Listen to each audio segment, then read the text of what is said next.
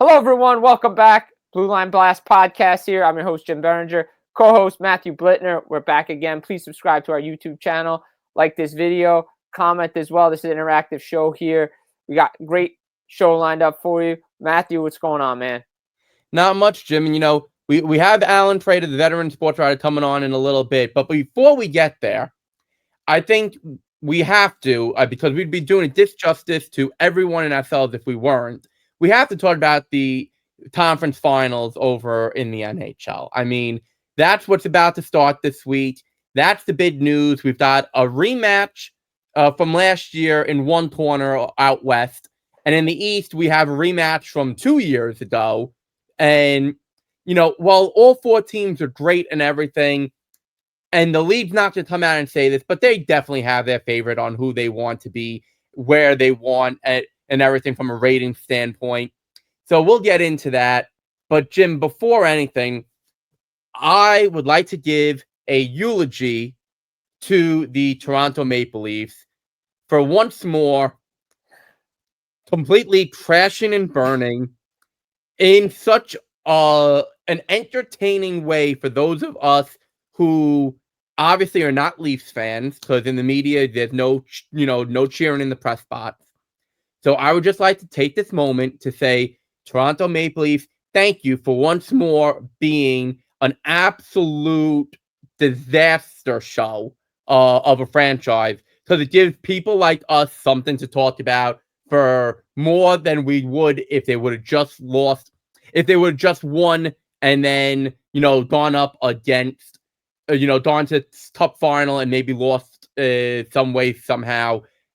But the way that they do it year after year, I mean, Jim, they deserve a moment of silence from us. They do. And that was the moment of silence because they deserve to be criticized. I just put this out on Twitter, at Jim Biringer on X. And I was thinking about this overnight because I was listening to what Paul Maurice was saying. I was listening to what Brad Marchand was saying about pressure and the team that's under pressure and the media and everything like that. Well, we live in one of the biggest sports markets in the United States, New York, New Jersey area. And there's a lot of teams in this area that are heavily scrutinized and there's a lot of pressure on them. And you look at the New York Yankees, you look at, football teams, the Giants, the Jets, the Knicks, even the Rangers in the National Hockey League as well. But the most heavily scrutinized team is in Dallas with the Dallas Cowboys in the NFL. They haven't won anything since 1996. They haven't even sniffed a NFC Championship game since 1996. Pressures are privilege. The Toronto Maple Leafs just continue to fold under the pressure of the Stanley Cup playoffs in these big games. You knew after Game 5 they were winning Game 6 and were going to lose in Game 7 because that's the script and that's what they do every year. And the fact is that they've scored one goal in each of the last 5 Game 7s that they've played in, 0-7 with this group. It's the same old Maple Leafs because nothing changed.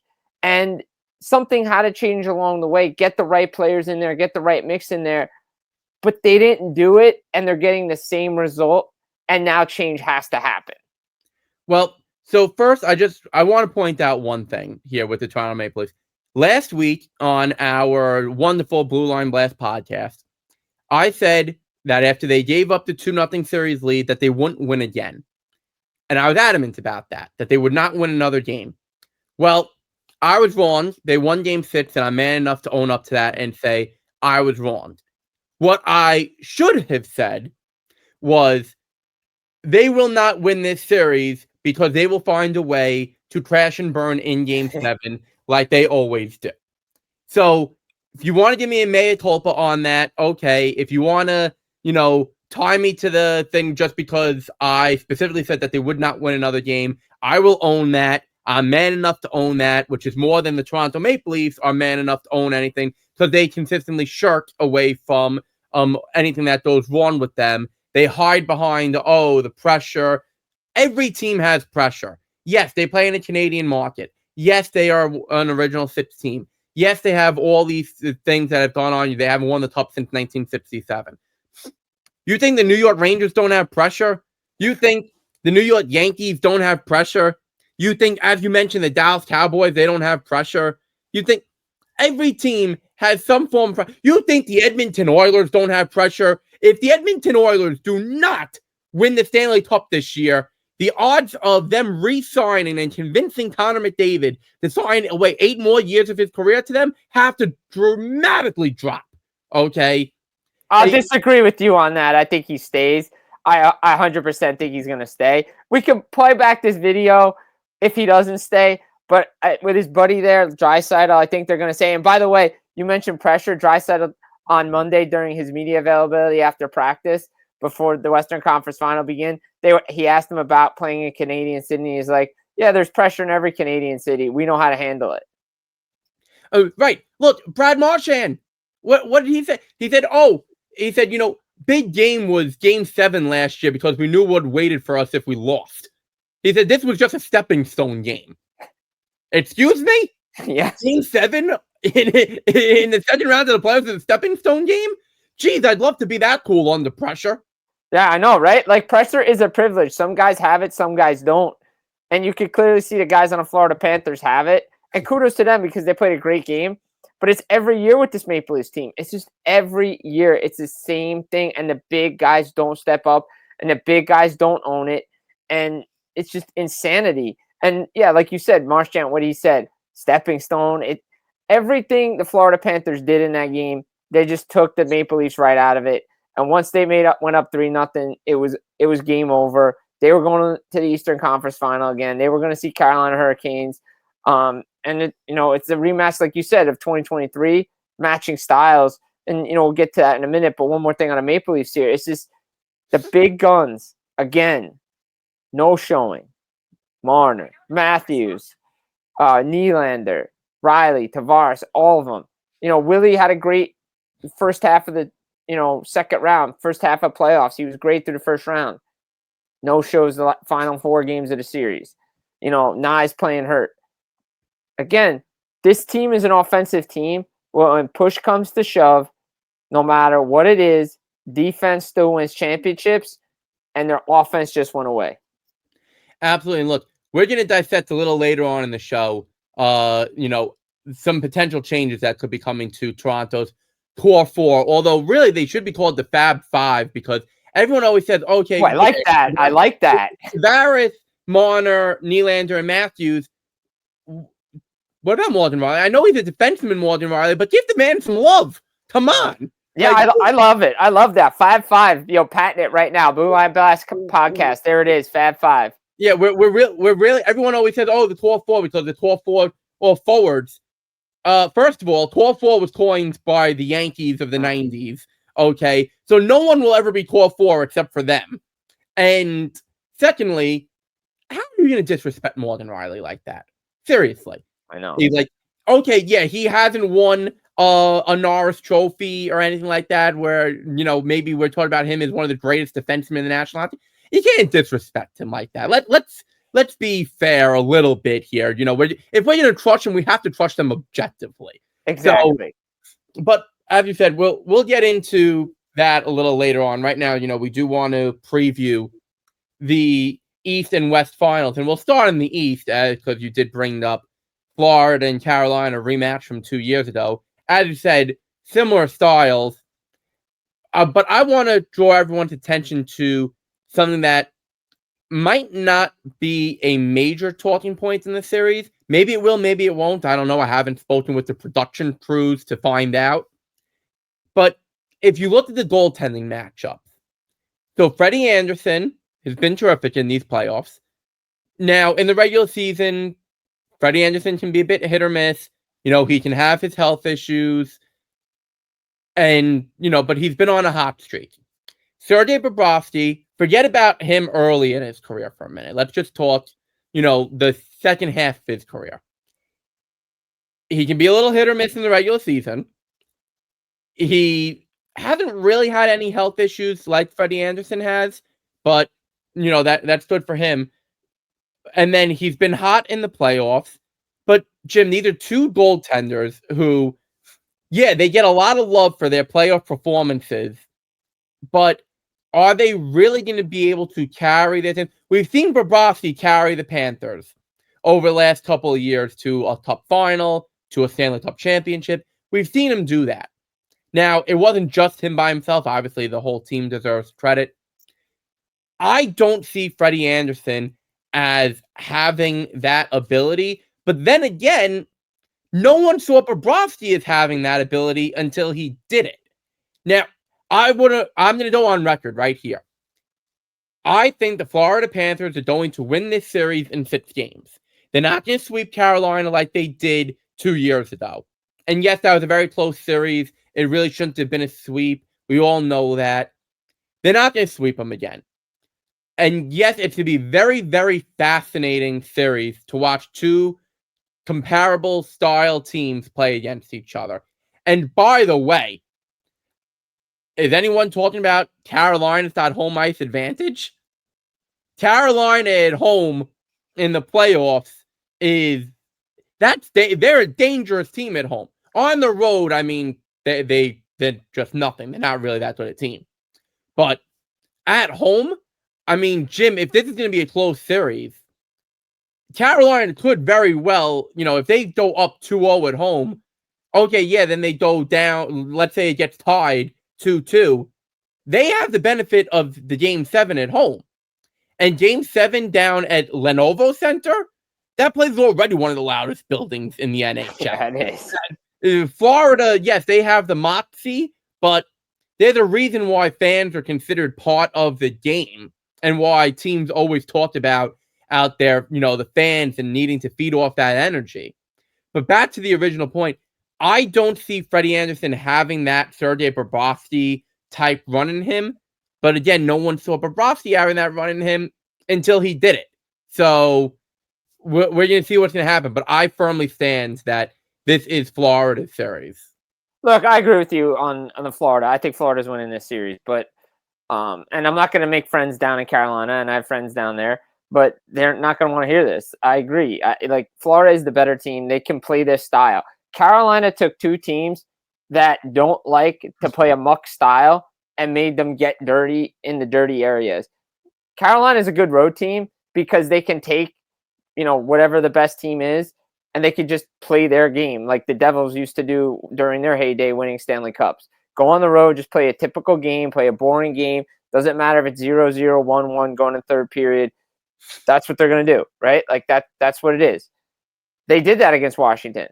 They went on the road, won games on the road, wasn't pretty, they got no superstars. Andrei Svechnikov's coming into his own. He's showing that he's the goal scorer that they had and the playmaker that they had that maybe they never really needed and it was just overlooked. But as far as Freddie Anderson goes, I think he's done that already in this playoffs. And I point to the games against the Washington Capitals back in Carolina. Games 3 and Games 4 early in the first period. Capitals came out really strong. Freddie made 5, 6, 7 saves. If one of those goes in, it's maybe a different series and it's a different game. Freddie Anderson got locked in early and gave his team a chance when they didn't have their best game early. If he does that against the Florida Panthers and can match Sergei Bobrovsky, the Carolina Hurricanes have a chance. Because let's remember, go back to a couple years ago. I believe it was 3 of those games went to overtime. And 2 of them were 0-0. And the first game was triple overtime. And usually whoever wins that game wins the series, and the team losing never recovers. But Carolina played a great second game, and they still lost in overtime, and they showed they could bounce back. So I think Freddie's got to match Bobrovsky because he knows he can have it. Both teams like to muck it up. Both teams going to play dirty. I'm going to say this. Florida's power play hasn't really been clicking as well as it should be. Carolina's power play is really good. Carolina's PK is even better. I think that's where really the series is going to be determined because if Carolina can continue to win the special teams battle, they're going to win the series. But I still have Florida, like you, winning this series. All right. So interesting. We both feel different ways about how Carolina is. And you talked about, 2 teams mucking it up. But if you go out west, you've got 2 teams who they do not muck it up. And yes, Edmonton has been playing a grittier game in these playoffs, and that's why people are starting to believe more and more in them, even in spite of their goaltending issues. But, Jim, I mean, is Connor McDavid going to let himself be denied I really don't see him letting himself get denied. And he's not having the type of postseason that he did last year, where where he went after Gretzky's all-time record for points in a single postseason. He's not having that type of way, but the rest of the team has risen up a little bit. It's no longer just the McDavid and Draisaitl show. And yes, goaltending is still going to be an issue. And yes, Dallas now has Mikko Rantanen in the fold. And I mean, okay, Mikko Rantanen has not continued that unbelievable hot streak that he was on, but that was never going to be possible. Oh, he was going to have to cool off a little bit at some point. But Jim, I have to think that Edmonton, they are not going to get denied. It's so close to going back. And I know Dallas has been there 3 years in a row now in the Western Conference Final and has not gotten to the Stanley Cup Final. So you can say that they're right there. They're right there. They just need to just get over that hump. Just one more. If it was any other Western Conference team, I think maybe Dallas would finally, get their way into the Stanley Cup Final. But Jim, Edmonton's not getting denied. Let's just call it what it is. Edmonton is not getting denied. They are going back. They are gonna win that. They want it in 7 games. I'm going on the record. They're gonna win it in 7 games.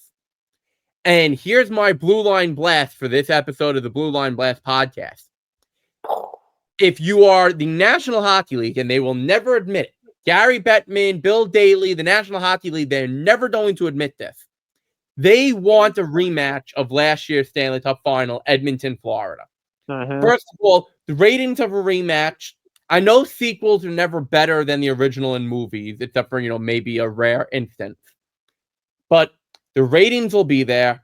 As we saw in Four Nations, the second game between U.S. and Canada was better than the first in terms of ratings. You get the East-West type thing between Florida and Edmonton. You get a Canadian team in there, so you keep the Canadian market. You keep the whole narrative of, well, maybe a Canadian team will finally win the Stanley Cup for the first time since 1993.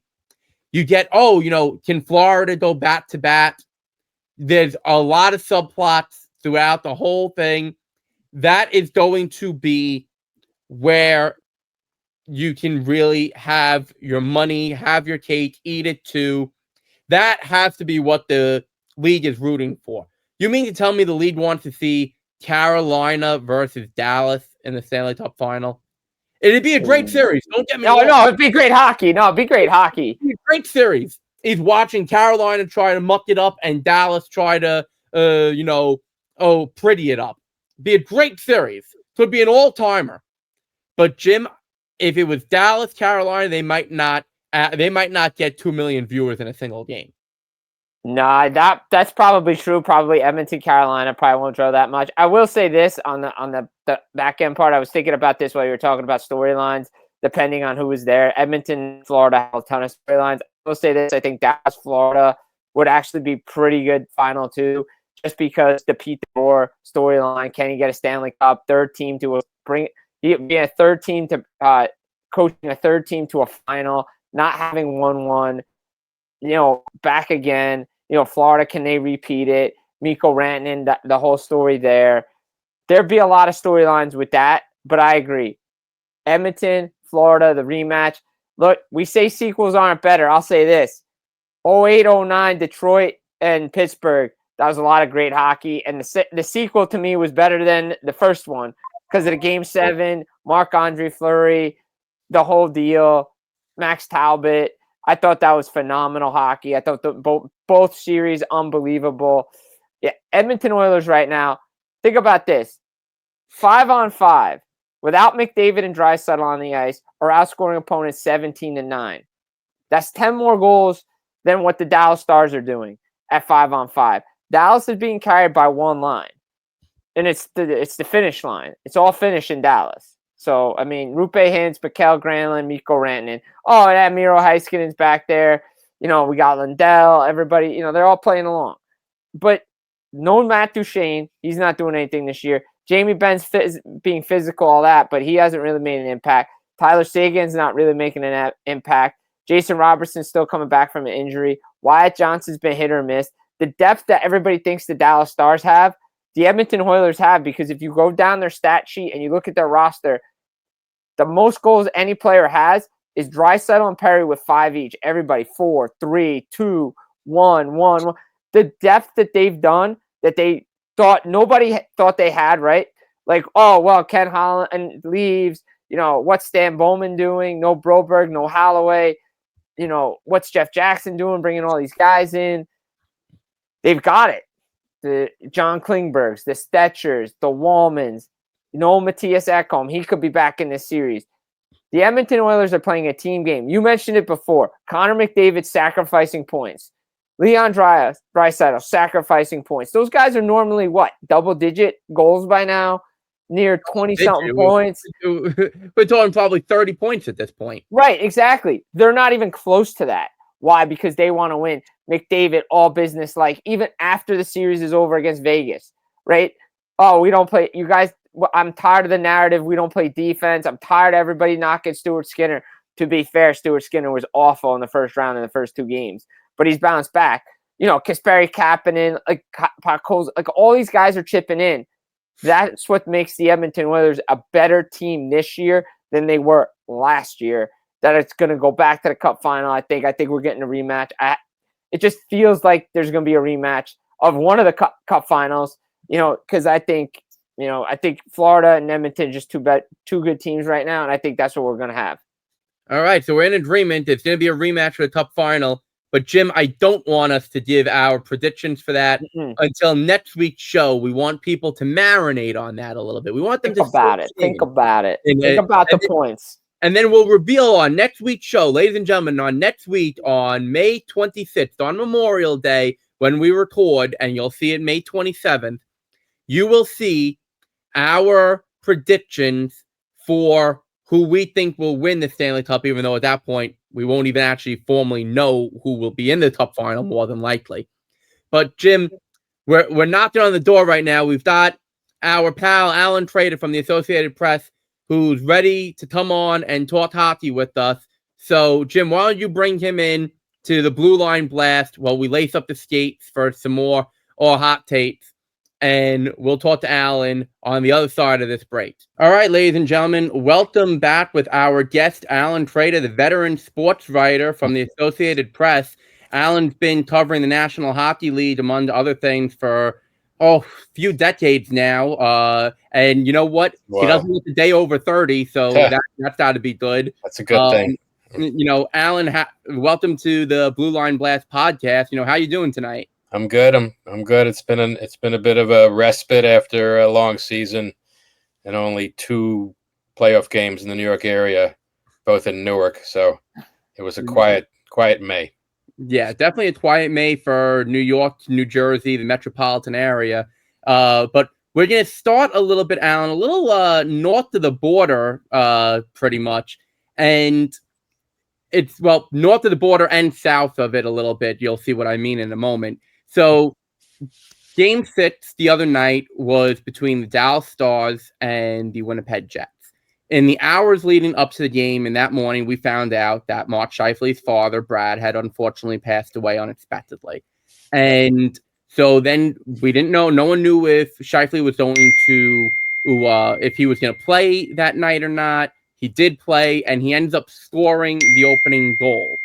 And you have a lot of experience in that because you were there when Marty St. Louis on Mother's Day, 48 hours after his mother passed away unexpectedly. Yep. You were there at the Garden when he scored the first goal of that game. Just, if you can talk to us a little bit about the emotion, what parallels you may see between the two. I was thinking about that day the other night, and that was a definite corollary. The news of that event had broken before the Rangers played Game 5 in Pittsburgh, so they actually played one game down 3-1 to the Penguins facing elimination, turned it around, and then Marty comes back Mother's Day at Gar. It was in the matinee at Mother's Day afternoon, Mother's Day. Everyone's thinking about it, talking about it. and he scores the first goal. The place goes nuts, and that absolutely carried the Rangers into something that led them ultimately to the final. I mean, that they were done in that playoff. The tragedy somehow turned everything around, and the team rallied behind this leader who was only a Ranger for a few months when that happened. He had been acquired captain for Ryan Callahan just 2 months before that playoff run started, a month before. So that was an unbelievable day. And I remember Alain Vigneault talking about it after the game. I mean, the guy's emotional. How could you not be for something like that? And then Marty, the funeral was during the playoff. It was all crazy emotions swirled into games. And for him to perform at that level, I have no question to this day that lifted the Rangers and got them farther into the playoffs than they would have gotten. And that's just testimony to how much, players can rally around each other and be there. Unfortunately for Winnipeg, it was one day, one night, but you could see it. You could see where they were coming from. Here's the Mark Scheifele scores the lone goal, ends the game in the penalty box, basically stopped a breakaway, could have been a penalty shot. He did everything and more, winds up being the focus of the night. I think he'll think about that game in 30 years and remember how emotional it was, how it overpowering stuff. Yeah, I mean, what an incredible game that day was between Dallas Stars and the Winnipeg Jets. And like you said, Mark Scheifele, everything surrounding not only his dad passing away and just the 8 seconds left in the penalty box. I've never seen a more poignant handshake line, a more emotional handshake line for a guy like Mark Scheifele. And to me, the Winnipeg Jets probably played their best road game of the Stanley Cup playoffs. And unfortunately, they couldn't get him out of the box. And like you said, in parallel with Alain Vigneault and everybody talking about Martin St. Louis, you could see it after Scott Arniel, Adam Lowry, all the players just felt for Mark Scheifele. It was intense. I mean, that line, the handshake line took a while. Both coaches, I mean, Peter DeBoer talking at length to Mark Scheifele, talking to every Jet, it seemed. It took time with the Stars.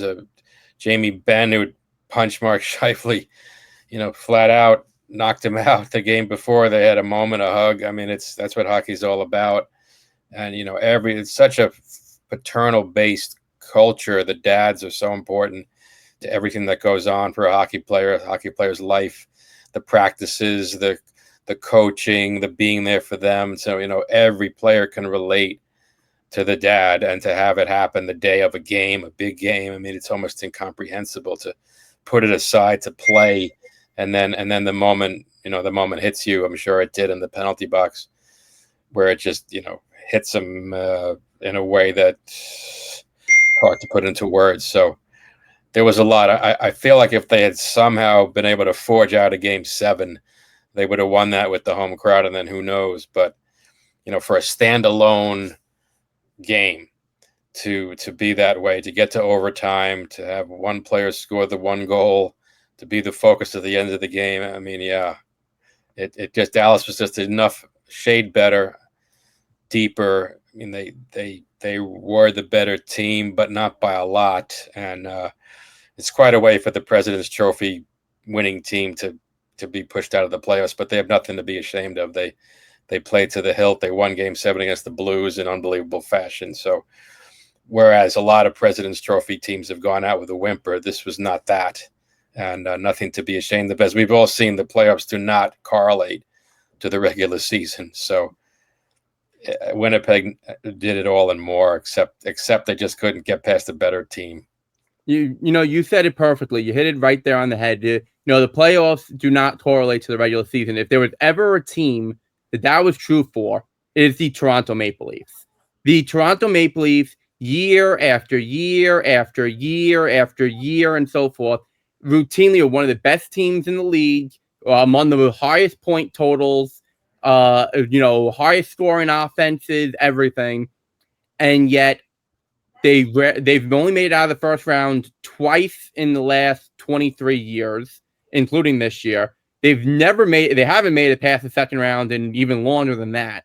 And, if you look at it, Brad Marchand the other night after winning Game 7 with the Florida Panthers and becoming the all-time leading player in terms of against one opponent in winner-take-all games. He said how, it didn't feel like a big game for them, and he said how he felt that the Florida Panthers, were better equipped for it, and that the Toronto Maple Leafs had more pressure put on them by their fans. And while that all may be true, there is a lot of blame going around, whether it's the front office, the players, the coaching staff. And one person getting a lot of the blame is Brendan Shanahan, whose contract is up in just a couple weeks. And yet, a team that you know very well, the New York Islanders, seems to be interested in him as a team president. Allan, I don't get it. The guy has not made... he's far from the problem. He's far from the only problem. I'm not trying to put all the blame on Shanahan. But if you can't take those steps, and if you can't help your team as an executive in all that time, why do the Islanders think he's going to be any better? It's a great question. I don't know the answer to that one. He was a tremendous player, a tremendous leader as an executive. Hasn't been the best road. The Leafs are just this enigma. They make some progress. They finally win a couple of series. I mean, that took forever.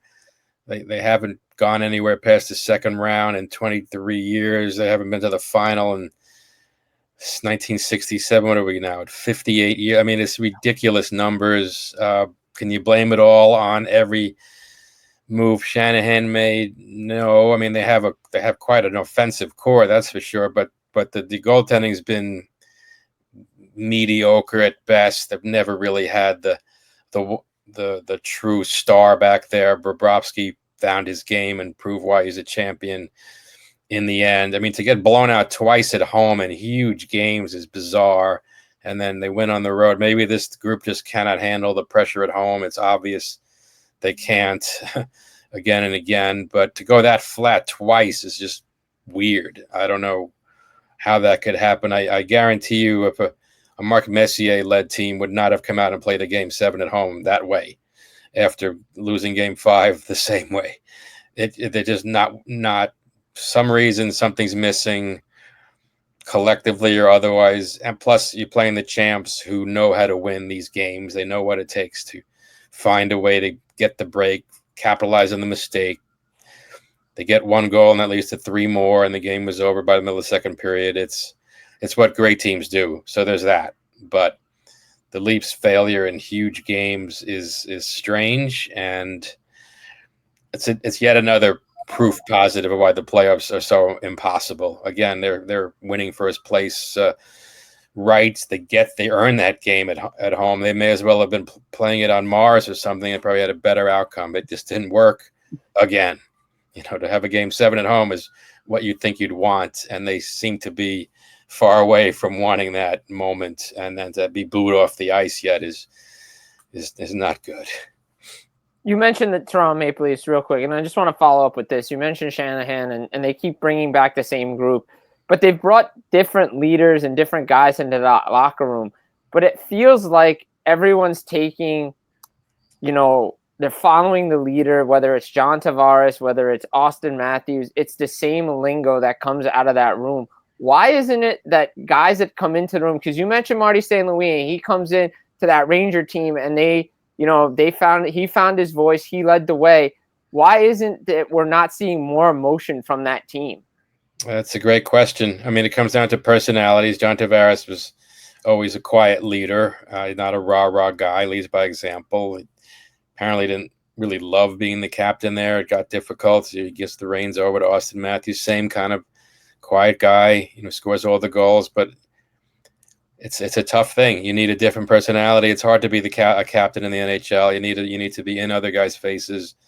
It's impossible to know what it takes, especially overcoming the dynamic they're working against, decades of frustration, the fan base, Canada's home city for all intents and purposes in so many ways, to be without a cup since the original six. I mean, it's a ton of pressure every year. To get anywhere in the playoffs has been a monstrous task, and they've done it finally twice to win rounds, but even that takes almost everything and more. And maybe they were a little worn out by a tougher first round. I mean, Florida, They take a 2-0 lead though at home. You would think, all right, this is going to be different. But it still comes back to bite them. The same bugaboo comes back around. Obviously, it's some form of a leadership issue, but and again, a game 7 though still comes down to one game, and a better team usually wins. So obviously, they just weren't the better team. They did lose to the defending champion, so you can only be upset so far. But for the Leafs fan base, it never ends. The torture goes on and on. They win game 6, look great, shut out. Right things are falling into place. You think it'd be a more competitive game 7, and it wasn't. And to me, the problem is the double home disasters. That's the part that has to be fixed. But how? How is a great question on there. And, as I'm sitting here listening to you talk about, giving your dissection of the Leafs, honestly, if people didn't know you were talking about the Toronto Maple Leafs, they'd think you were talking about the New York Rangers. The leadership issues, the inability to win, one cup in the last 85 years now, disappearing when the lights shine brightest, all these things that you're saying equate to more than just the Toronto Maple Leafs. And, the Rangers are one of the teams that you are around quite a bit in your role at the Associated Press. You're around the Rangers, the Islanders, and the Devils. So, but we don't want to take up too much of your time here because we know that you've got a lot going on, but give us your dissection with the Rangers right now. I mean, Mike Sullivan is coming in, and people think he's going to be this great, savior of a coach, similar to how Mike Keenan was in '94. But people are just basing that off because they both have the same first name of Mike, which is absolutely preposterous of a reason to believe in something. But, the Rangers, they don't have a captain right now. They have leadership in flux, not only in the locker room, but they have a new coach coming in for the 4th time in 5 years. They have a GM who the players seem to really hate. Just what is your take going on there? I mean, the coach it's a good hire. I mean, he's had success, although not that much. Really, the Penguins only have won one playoff series since the Cup. So that's 2017 to now. It's not a lot. 3 years without the playoffs. I think that the one thing he needs is some sort of magic power play dust to sprinkle on that team immediately, because they went from 3rd last season when they won the President's Trophy to 28th this year with essentially the same personnel, passing the puck and setting up plays and shooting wide. I mean, how does that happen so precipitously? So that has to be fixed. And is it a coach, a veteran coach? That's the answer. The veteran player is going to listen to a veteran coach yet again. I don't know. I mean, it's the same personnel that had this horrendous drop-off, 29-point drop-off from the year before. So it's hard to say. I'm sure other moves are ahead. On paper, it looks okay. I would rather have seen a younger coach with some more revolutionary ideas, perhaps, a la what we've seen in Washington with Spencer Carberry, a la what the Edmonton Oilers have in Chris Knobloch, who was the Rangers' property. They let walk out the door. So I don't know. I mean, they were so uninspired so often this year. Obviously, Peter Laviolette wasn't going to survive that mess, but in terms of what's ahead, it'll be different. It'll be a different voice. But again, something's got to change in how players did what they were doing, and we'll see. I mean, it's a good hire, but it has to be proven to be a good hire in the end. And who knows? There was so many problems last year. It can only get better. But as we've seen, just because you have the personnel doesn't translate into success. And if you had told fans last September this team would miss the playoffs after what they did, coming 2 wins from reaching the final in last spring, that would have seemed like a 10% chance. So that could reverse this year, this coming year. But again, every team is trying to get better. Columbus will be better. The Flyers should be better with the new coach, Rick Tocchet.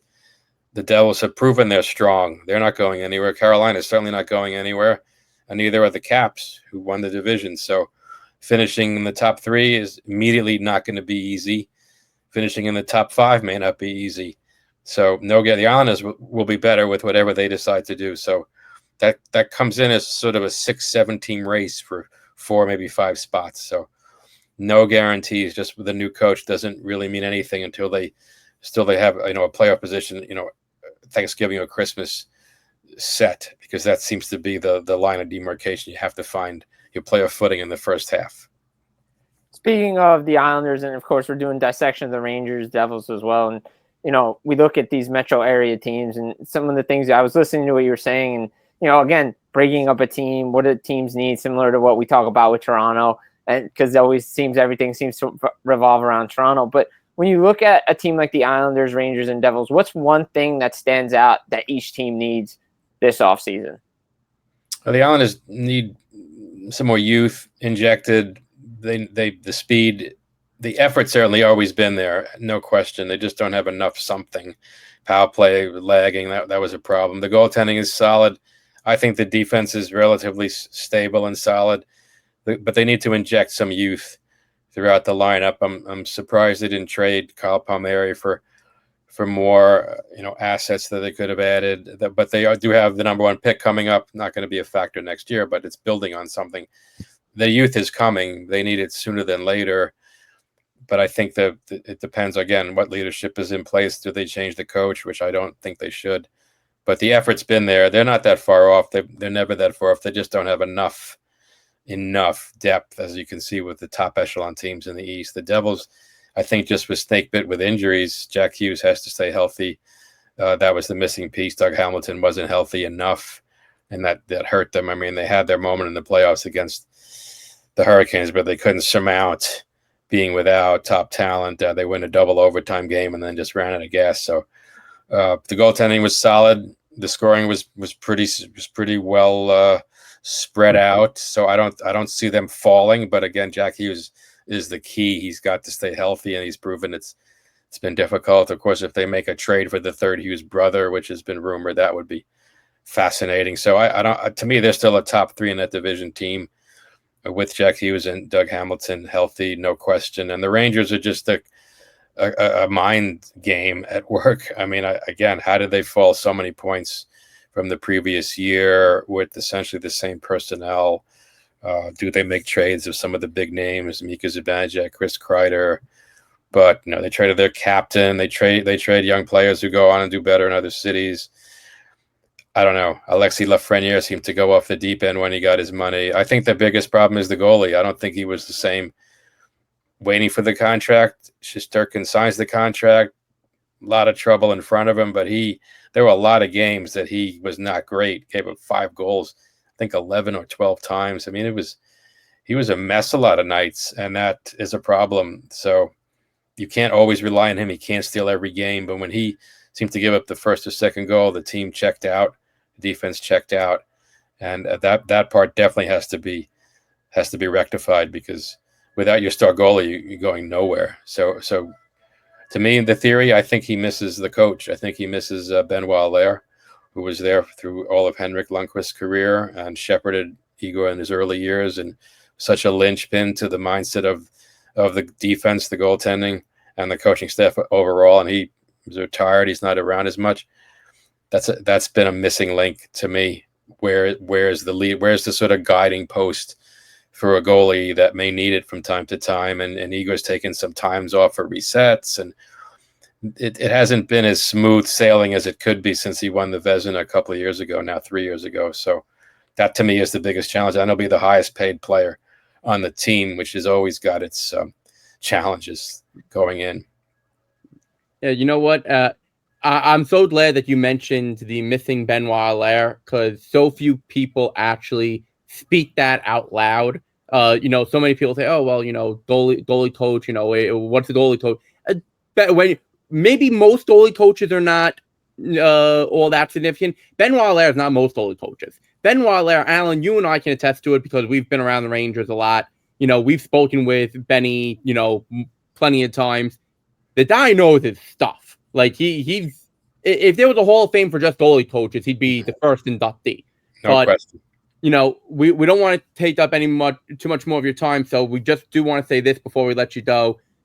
Fans out there, other than just reading Allan in the Associated Press, we highly recommend that you go out and get his book that he just did with Ken Morrow, the Olympic and Islander legend and hero, Ken Morrow, Miracle Gold, 4 Stanley Cups, and a lifetime of Islander hockey. The forward is by Dennis Potvin. It is. Available on, There it is, though. Nice. yeah, it's available on Amazon, in bookstores, Triumph Books. We highly recommend that you go out and get a copy. And Allan, we thank you so much for taking time out of your busy schedule to join us here tonight. Thank you. You're welcome. And the Islanders could use a dose of the Legacy Islander mantras. I mean, those guys just went out and played hard, night in, night out, game in, game out, year in, year out.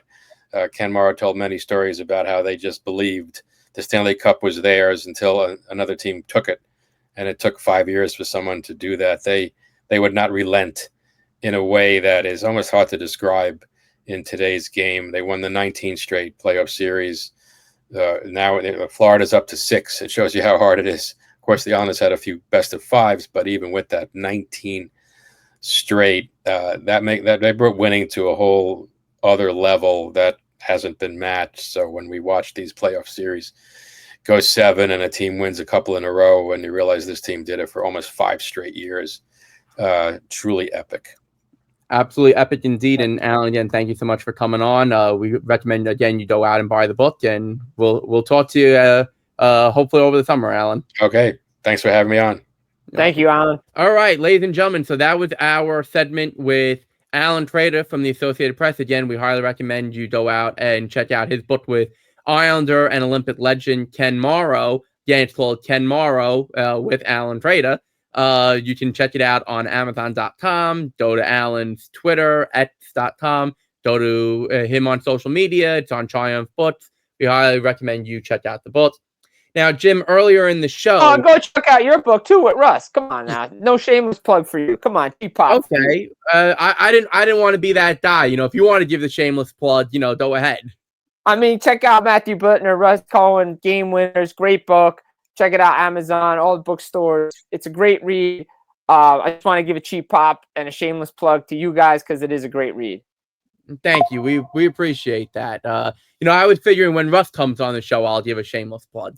We'll give another one to Russ then, but he gets enough shameless plugs as it is. Russ, I have to let you know, since you are my editor over at sportsology.com, that was all Jim just now. If you get mad, take it out on him, not me. But Jim, we talked about this earlier in the show.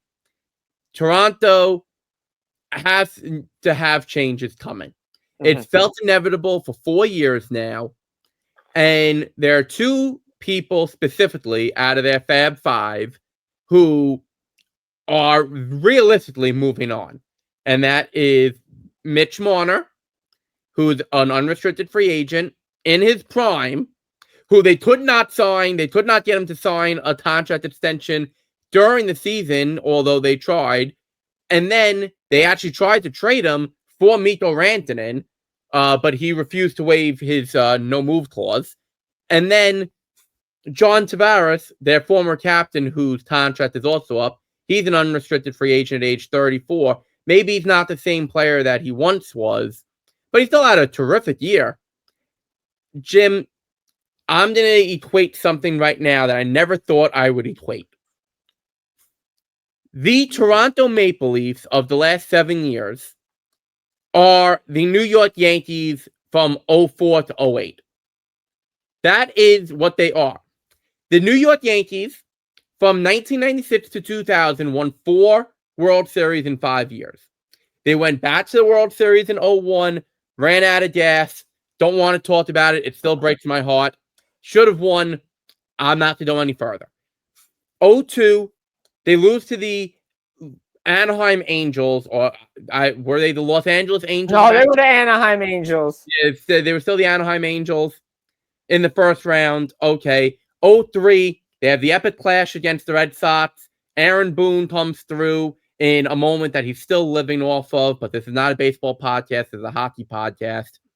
And then they lose to the upstart Florida Marlins because really they needed a week off after that Boston series. Yeah, they did. Was. And then, but all that success was based around not just the core 4 of Jeter, Posada, Pettit, and Rivera, but their supporting cast. Scott Brocious in 1998 batted 9th and hit 300 and drove in 98 runs. Okay. Shane Spencer in 1998 came up in September, hit 10 home runs, including 3 grand slams. David Justice came over in 2000 and was like the perfect complementary piece and hit the home run that sent them to the World Series for the Subway Series. Louis Soho had an unbelievable series against the Mets in the 2000 World Series with the walk-off hit in game. He had the hit that put them up in Game 5. Jose Vizcaíno, who most baseball fans probably don't even remember. What a name! What a name! Had the walk-off hit in Game 1. Okay, like they had all these complementary pieces. Then in 2004, they bring in Alex Rodriguez and Gary Sheffield. They try to bring in Kevin Brown, Harvey Vasquez. They try to start bringing in all these big name players. And I don't even want to talk about what happened to them. We know what happened. We're going to move on. Everybody knows what happened. 2005, they continue to try to collect stars. They can't do it. 2006, they bring in Johnny Damon. They bring in Bobby Abreu midway through the season. They still can't do it. 2007, they've got the phenom job at Chamberlain. They've got they've got Roger Clemens back out of retirement in the tour. They've got all these things. They're trying to collect big names. It doesn't work. 2008, they actually end up missing the playoffs for the first time since 93, since technically 94, there were no playoffs due to the strikes. And then 2009, yes, you can say, well, they brought in Sabathia and Teixeira and Burnett and Nick Swisher, but they changed the culture in the clubhouse. That's what they did. They didn't just bring in stars. They brought in people who could support. Nick Swisher wasn't a star. No. Nick Swisher was not that. Nick Swisher's more of a star now than he was when he played for the Yankees. That's a fact. That is a straight fact. So, but they've changed the culture. They had the supporting cast. The Toronto Maple Leafs have not had that supporting cast. They've constantly just had their Fab Five, although they call it Core Four because they disrespect Morgan Riley. Fair. And they figure, oh, well, we'll just fill out the margins. It doesn't work that way. Okay? Look at the Miami Heat. They bring in the big three of LeBron and Bosh and Wade. They didn't win until they brought in Ray Allen, until they started bringing in the supporting cast. The Patriots bring in Randy Moss, to pair with Tom Brady and Wes Welker, and they can't do that. It still took a few more things. Of course, they were cheating, so we'll disregard that. The Colts put Marvin Harrison, Joseph Adai, and Peyton Manning. They needed a supporting cast. You need support, and the Toronto Maple Leafs just don't ever have that. No, that's because they put $50 million in 4 guys. That's the problem. And then you can add in maybe $60 million in 5 guys. They couldn't put a team around them, right? They couldn't put that supporting cast, but the supporting cast changed from year to year, right? Matthew Nyes came in because Zach Hyman left, because Nazem Kadri left, right? They had these guys. They had the Hymans and the Kadris, the guys that you win with in the playoffs. One guy went to Cup final. Maybe Hyman goes back to another Cup final. We know Nazem Kadri won with the Colorado Avalanche. He made an impact look like the guy he was in Toronto, right? They ran him out of town. And I think the suspensions and everything and the way he played in the playoffs kind of, fans were like, you're always taking a bad penalty. You're always getting suspended at the wrong time. You're not making an impact. He leaves. But the problem is there were chances to do it. They chose not to do it. They felt those guys in that room had the ability to turn whatever was mental into success on the ice, and it just didn't work. They couldn't do it. They didn't have that dude in that room to step up and say it's not good enough anymore when push came to shove. You mentioned the Yankees. Derek Jeter was that leader, with that guy, comes up with the clutch hits, clutch throws, clutch plays. The Toronto Maple Leafs don't have a guy that can come up clutch in the biggest stages, especially offensively, when the offense runs dry. Max Domi played hard. Matthew Nyes played hard. The different guys. But as we mentioned with Allan during our great segment, different guys come in and out of that room. The Ryan O'Reillys came in, right? Guys that have won cups. Different players have come in. Brandon Carlo's there now. Tanev. All these different guys, they don't have their voice. Steven Lorenz is there now. And maybe the series has changed if Anthony Stolar stays healthy. We don't know that. Probably still ends up with the same result because Florida was finding their game. But they don't have that guy. Brad Marchand's that guy. Did it in Boston. Did it in Florida now. Right? Connor McDavid's doing it. Leon Draisaitl's doing it. You look around the league. Those guys, those are the type of guys you need to win with. That step up, have that clutch gene. Again, Michael Jordan had that. We talk about Mamba mentality with Kobe, right? Yeah, they had the supporting class, but you had one dude that was going to drag everybody into that fire because they would always say, he always said it on The Last Dance. He's like, I'm not going to ask my teammates to do something that I wouldn't do. And you're seeing it from McDavid, Draisaitl, and Edmonton, and those guys in Toronto just don't do it. So we know that John Tavares wants to remain a Toronto Maple Leaf. He said it. He might leave. He might retire if they don't want him back. And by all accounts, they don't want him back. Mitch Marner, everyone wants. By all accounts, Toronto wants him too. But he doesn't seem to want to be there anymore. Otherwise, why didn't he sign a contract extension when they were willing to back up the Brinks truck to him? I'm telling you right now, Mitch Marner leaves, and he doesn't even go to a current contender. He's not going to go to Vegas or New York. He's going to go to a team like Utah or not Chicago. He's going to go to a team where he's going to be the one who's going to drag them into the playoffs because he's going to want to show, hey, I can do this, but do it where there's no pressure. And there's no pressure in Utah. There's no pressure in, there's a lot of places where there's no pressure in the National Hockey League right now. He's going to go to one of those places. He's going to get his money, and he's going to do that. He's going to leave Toronto. He's going to take the decision out of Toronto's hands, and Toronto's going to look very different next year. And, Jim, I'm going to let you in on a little secret. And all of you watching and listening to our Blue Line Blast podcast, I'm going to let you in on a little secret. Toronto's still not going to get anywhere. It's true. It's true. Until Austin Matthews learns how to be that guy, until William Nylander learns how to be that guy, until Morgan Riley learns how to be that guy, until the rest of the team is brought together in a cohesive fashion, they're not going to do it. And Jim, I'm going to sign off on that on our Blue Line Blast podcast saying, that is going to be the end of it. Toronto is finite. They need to just start over. Man, that's a hot take there. But you know what? Look, Mitch Marner, apparently his representatives didn't want to talk negotiations during the season. Both sides are dug in on their positions. We know Brad Treliving doesn't probably want to go past Austin Matthews' number. Mitch is looking at Mikko Rantanen saying, well, I'm putting up 100 points. I want this and that. They went to him. They tried, well, depending on how you believe it, they tried to trade him. How hard did they try to trade him? Because did they put their foot down and be like, dude, we have a chance to get better. You have to go or that's it. But he had every right to use his no movement clause. That's what it was there for. Apparently, Matthew Nyes, they tried, Colorado or Carolina was looking for Matthew Nyes in the deal. They didn't want to give up. I wouldn't give up on Matthew Nyes either. He's such a great player. But the time years ago, I said this, after 2021 when they lost to Montreal Canadiens, that was the time to start changing this makeup of this team. Everything was set up. You win the Canadian division, playing a weak Montreal team, you're up 3-1, you lose that. You just look at it. This team it's not even a team. It's a group of individuals that wear the Maple Leafs roster that don't play as a team.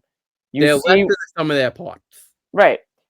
You look at what Chris Kreider said after the Rangers lost to the Florida Panthers last year in the Eastern Conference Final. The buy-in that it takes to win on a nightly basis to play that style. Brad Marchand talked about it. The mentality, the makeup of this team, to go out there and play that way every night. The Maple Leafs are afraid to do that. They can get it to a point, and then they don't want to do it in what it takes to do it in the final game to get over the hump. They want to go back to what they believe is right.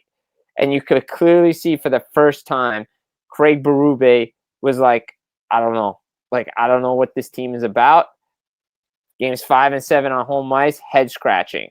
Had no answers for it. Brad Treliving probably knew last year he probably wasn't going to bring back Mitch Marner or John Tavares. I think the Tavares thing, probably he knew if Tavares, because Tavares wanted to sign. He wanted to sign before the trade deadline, wanted to get something done. Brad Treliving and the Toronto Maple Leafs didn't want to do it because it would have been done already if they were going to bring him back. And apparently it looks like they may not bring him back. They should hire Tim Grover to get over the mental hump of everything and, get that winning mentality. But again, certain guys are born with it. Other guys aren't. Or they can bring in Brenda Shapiro. Yes. I believe was her name. She's former Arizona mental skills coach. Right. So, but the point is Toronto not going to be the same team. Marner, I agree with you. I think he's going to go to one of those cities. Utah tried to get him at the draft last year, was unsuccessful. Utah's a great spot for him. I think Ryan Smith would back up the Brinks trucks to bring Marner to Utah. I think that would be a great spot for him. Not as much pressure, not much spotlight out there in Utah. I think that'd be a great fit for him. Anywhere he goes, he's going to help the team get to the playoffs. But again, can he get it done when it matters the most? We'll see. But this group just didn't know how to work together and win. And I agree. I think we might be seeing they're a great, consistent regular season team. I think they need to struggle in the regular season to understand that, hey, that's how it's going to take to win in the playoffs. Maybe they take a step back next year. Maybe they don't make the playoffs. They probably still do. But teams are coming in that division, and the Leafs have to watch out.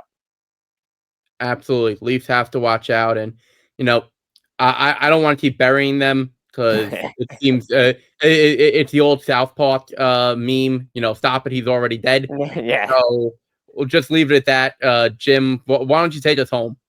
Yeah, guys, it's been another edition of the Blue Line Blast Podcast, episode 4. Again, get it up on YouTube, Blue Line Blast Podcast. We appreciate your support. Like this video, subscribe to the channel, get it out there, iTunes, Spotify, wherever you get your podcasts. Again, Jim Biringer, Matthew Blittner. Guys, take care. Enjoy the Stanley Cup playoffs. We'll be back again next week.